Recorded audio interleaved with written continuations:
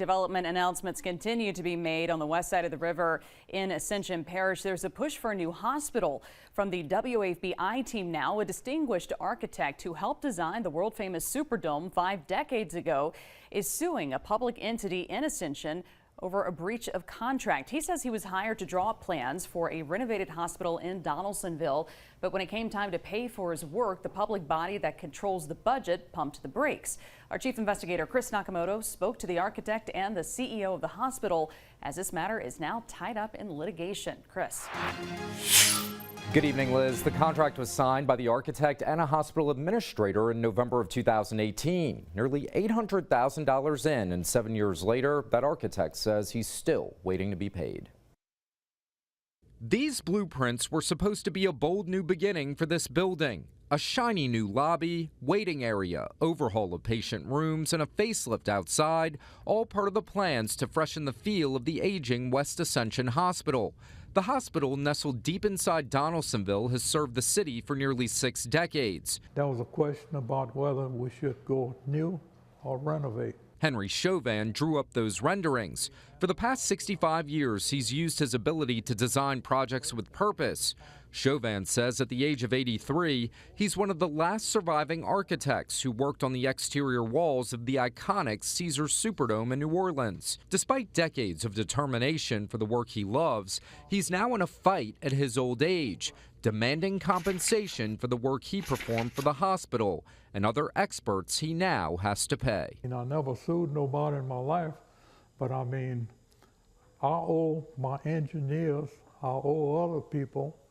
And I mean, I need to get paid for all of our work. Chauvin recalls agreeing to the project about 10 years ago. That's when the West Ascension Hospital District had an idea to renovate or rebuild the Donaldsonville Hospital. Chauvin signed this 24-page contract, a standard document for architects working on public projects.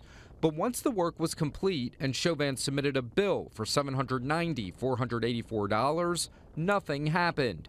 A different hospital board was in place by then and pumped the brakes on his payment. Chauvin sued the hospital district in February of last year for the amount he says he's owed.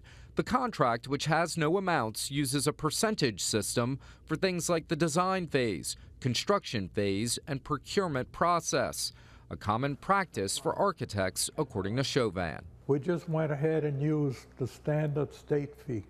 I mean, that's used by architects all over the state. Facing an insurmountable challenge, Chauvin had to get his sons involved to help him. The fact that he had a contract and was not paid, what goes through your mind? If it's a black and white contract, I don't see what else can be questioned on it. Spencer Chauvin is furious because as the clock keeps ticking, the contract specifically states that taxpayers are on the hook for interest each day that the hospital district is in default. It's a huge slap in the face to the taxpayers because these guys are spending money that's not theirs on a defense and interest that they know is running up the tab for the taxpayer. The interest is $90,000 additional. I can only discuss what's going on now. Shelton Anthony is the CEO of the West Ascension Hospital. As you know, this is an ongoing legal matter right now, so it is pending. But I will say this, that we are determined to do what's right, and we are determined to do what's in the best interest for the residents of this district.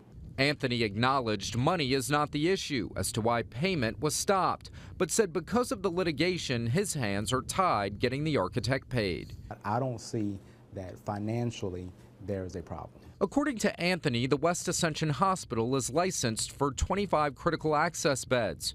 And with expansions announced last month for Hyundai Steel to come to Donaldsonville, he expects they'll need to increase services. Anthony believes a new facility would better suit the city of Donaldsonville instead of the renovations that were drawn up. Some may argue that fighting a contract that's already been signed is not a good steward of public funds. How would you respond to that? I would say we have to do our due diligence, and we have to make sure that not only we are doing our due diligence, but both sides are doing their due diligence to make sure that we are providing the outcome for the community. And I understand that there's a signed agreement That's all in litigation. For Henry Chauvin and his sons, their frustration over the lack of payment is compounded by the bills they now owe to other professionals who worked on the blueprints. I just feel awful not being able to pay them. And they say their father's good name is being dragged through the mud. He's probably one of the most prestigious architects in the parish for the last 50 years. And these men questioning his bill also questions his reputation and his integrity. And that's a direct insult to that reputation it took him so long to create. The lawsuit says each day the contract isn't paid, interest continues to accrue at $189 per day. Anthony says the lawyers are planning to schedule depositions next as the board fights the payment. For the WAFBI team, I'm Chris Nakamoto. Liz? Chris, thank you. We've got a new update.